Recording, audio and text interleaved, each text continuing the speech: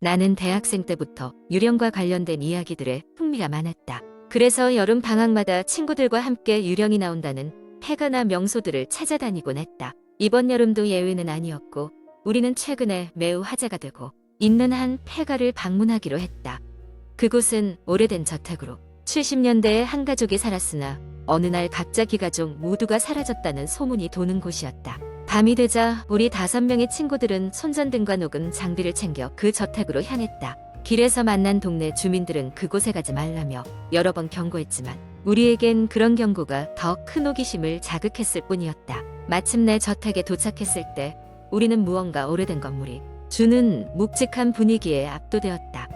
저택은 수십 년간 방치된 듯 모든 것이 낡아 있었고 덩굴 식물들이 벽을 타고 올라가 있었다. 우리는 저마다 손전등을 켜고 조심스럽게 문을 열었다. 문이 삐걱거리며 열릴 때 마치 누군가가 우리를 초대하기라도 하는 듯한 소름 돋는 소리가 났다.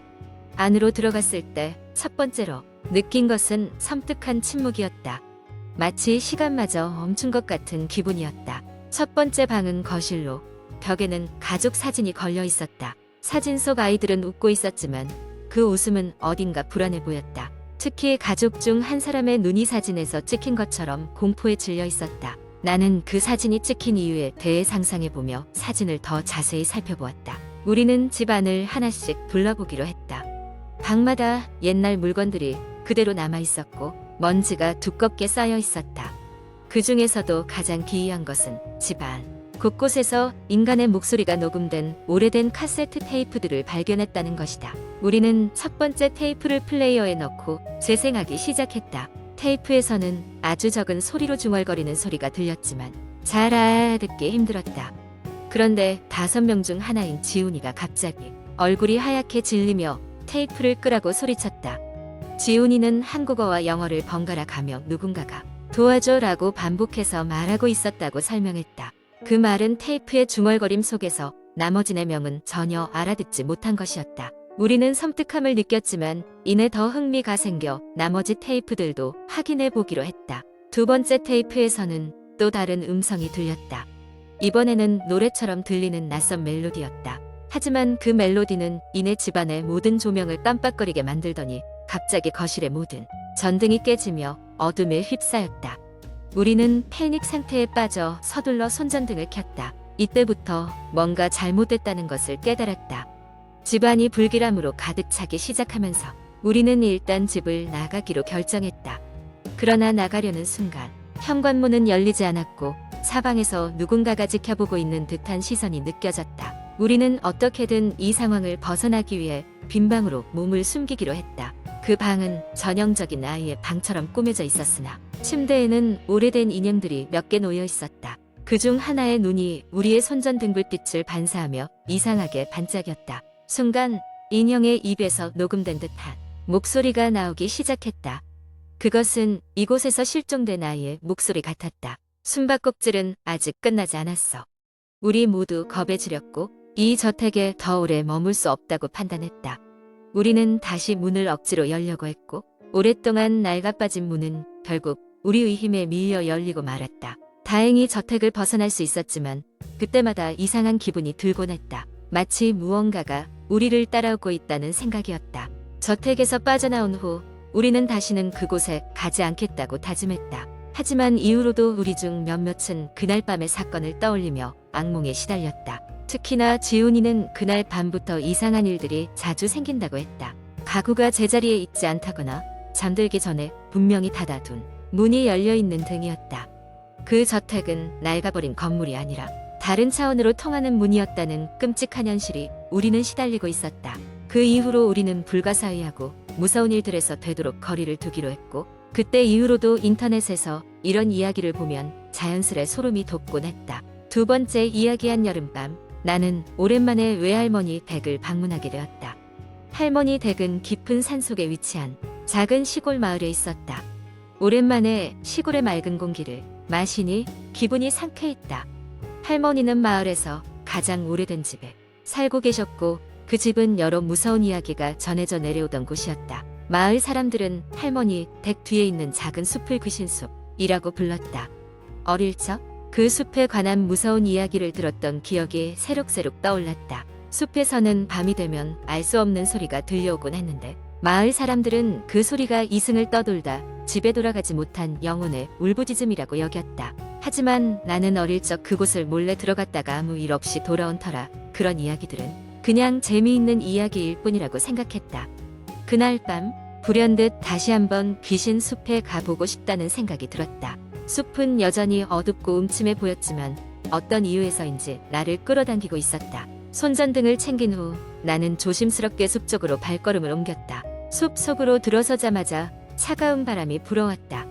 나뭇잎 사이로 문득문득 바람 소리가 귀를 때렸다. 조금씩 더 들어갈수록 소름 끼치는 적막감이 온몸을 감싸기 시작했다. 그때 어디선가 흐느끼는 소리가 들려왔다. 처음에는 바람 소리라고 생각했지만 점점 분명해지는 그 소리는 마치 누군가 애절하게 울고 있는 것처럼 들렸다. 소리가 나는 쪽으로 조심스럽게 다가가자 한 여인의 실루엣이 보였다. 머리가 길고 하얀 옷을 입고 있었는데 얼굴은 보이지 않았다. 순간 심장이 멎을 것만 같았다. 그 여자는 계속해서 흐느끼며 천천히 숲속 깊숙이 걸어가기 시작했고 나는 마치 홀린 듯한 기분으로 그녀를 따라가기 시작했다. 어느 순간 주위가 너무 어두워 더 이상 손전등의 빛도 의지할 수 없게 되었다. 공포감이 온몸을 덮쳤지만 이상하게도 발걸음은 멈출 수가 없었다. 이윽고 숲 한가운데에 다다르게 되었고 그곳에는 낡고 오래된 폐가 하나가 자리하고 있었다. 여인은 그 폐가의 문 앞에서 멈춰서더니 뒤를 돌아 나를 바라보았다. 그제서야 나는 그녀의 얼굴을 볼 수 있었다. 하지만 그 얼굴은 비어 있었다. 눈, 코, 입이 전혀 보이지 않는 허연 얼굴이었다. 그 모습에 경악하는 순간 나는 뒤로 넘어지며 손전등을 떨어뜨렸다. 그와 동시에 기괴한 웃음소리가 숲속 여기저기서 들려오기 시작했다. 겁에 질린 나는 정신없이 자리에서 일어나 집으로 돌아가기 위해는 힘껏 뛰었다. 뒤를 돌아볼 엄두도 내지 못한 채 무작정 달리기만 했다. 그렇게 한참을 정신없이 달리다 보니 어느새 숲을 빠져나올 수 있었다. 할머니 댁이 보이는 순간에야 겨우 한도의 한숨을 내쉴 수 있었다. 그날 이후 나는 다시는 그 숲 근처에 가지 않았다. 며칠 뒤 마을 사람들이 그 숲에서 낙엽에 덮인 오래된 무덤 몇 기를 발견했다는 이야기를 들었다. 그 무덤이 바로 그날 밤 내가 본 여인과 관련이 있는 것이라 생각하니 오싹함이 밀려왔다. 그 일은 오래전 일어난 비극적인 사고로 비운을 맞이한 마을 사람들의 묘비였다고 한다.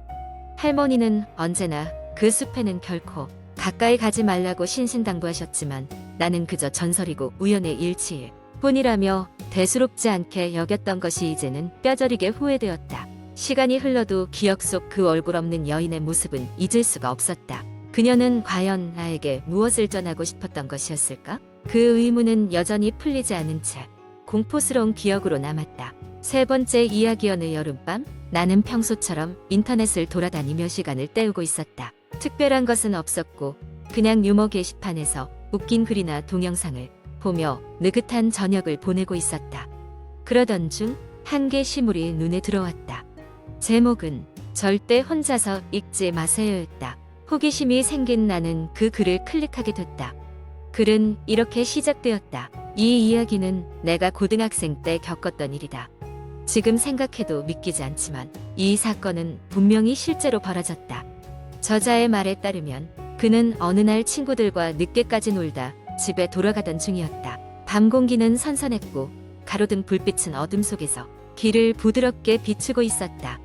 그런데 이상하게도 그날따라 집으로 가는 길목이 어딘지 모르게 낯설게 느껴졌다. 매일같이 다니던 길인데도 그날은 마치 처음 가보는 곳처럼 어색하게 느껴졌다고 한다. 하지만 집까지는 얼마 남지 않았기에 대수롭지 않게 생각하고 걸어가고 있었다. 그런데 갑자기 뒤쪽에서 발자국 소리가 들리기 시작했다. 처음에는 동네 길고양이인가 싶어서 무시했지만 소리는 점점 더 가까워졌다. 발걸음의 리듬이 자신의 것과 묘하게 맞아떨어지는 것이 느껴졌다.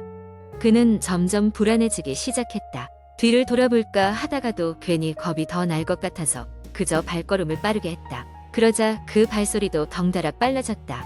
이제는 확실히 자신을 따라오고 있다는 걸 느끼게 됐다. 간신히 용기를 내어 뒤를 힐끗 돌아봤지만 그곳에는 아무도 없었다. 깜짝 놀란 마음에 다시 고개를 앞으로 돌리고 발걸음을 더욱 재촉했다. 그런데 이상하게도 발소리는 여전히 그의 뒤를 따라오고 있었다. 결국 집 앞까지 달려온 그는 급하게 현관문을 열고 들어갔다. 심장이 미친 듯이 뛰고 있었다. 방 안에 들어와 문을 닫자마자 바닥에 주저앉아 숨을 고르기 시작했다. 머릿속에는 온갖 불길한 생각들이 맴돌았다.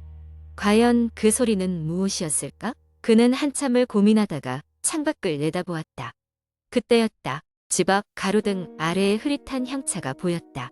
멀리서 보면 사람인 것 같기도 하고 자세히 보려고 하면 잿빛 그림자처럼 보이는 그 형체는 가만히 서서 그의 집을 응시하고 있었다. 순간적으로 등골이 오싹해진 그는 창문을 황급히 닫았다. 이후로 한동안 그는 밤마다 그 형체가 나타날까봐 두려워하며 지내야 했다. 하지만 그것이 끝이 아니었다. 다음 날 그는 그날 밤의 일은 단지 기분 탓이라고 스스로를 달래며 학교에 갔다. 그런데 수업 도중에 핸드폰으로 낯선 번호로 문자가 온 것을 발견했다. 어젯밤 잘 들어갔니? 라는 섬뜩한 내용의 문자였다. 순간적인 공포에 그는 핸드폰을 떨어뜨리고 말았다. 그 후로도 그 번호로 문자는 계속해서 왔다. 때로는 그가 어디에 있는지 무슨 옷을 입고 있는지 정확히 알고 있는 듯한 내용이었다.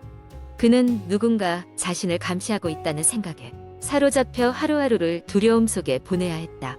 경찰에 가서 도움을 청하려 했지만 그 번호는 추적이 불가능한 것이었다. 결국 그는 부모님의 도움으로 멀리 있는 친척 집으로 가게 됐고 그 후로야 비로소 상황이 조금 진정되었다. 하지만 그날 이후로도 이따금씩 낯선 번호에 문자가 올 때마다 그의 심장은 두려움으로 뛰기 시작하고 다시는 뒤를 돌아보지 않겠다고 결심하게 되었다. 그저 그것이 단순히 장난이었기를 바랄 뿐이었다. 이 이야기를 다 읽고 나니 묘한 기분이 들었다. 그렇지만 실화라고 하기엔 너무 비현실적이라 생각하며 창문 너머 휘영청 밝은 달빛을 바라보았다. 그런데 순간 창밖에서 무엇인가가 나를 쳐다보고 있는 듯한 느낌이 들어 등골이 서늘해졌다. 주위를 둘러봤지만 당연히 아무것도 보이지 않았다. 그저 기분 탓인 것 같았다. 그러나 혹시 모르니 당신도 밤에 홀로 집에 있을 때는 창문을 한 번쯤 점검해 보길 바란다.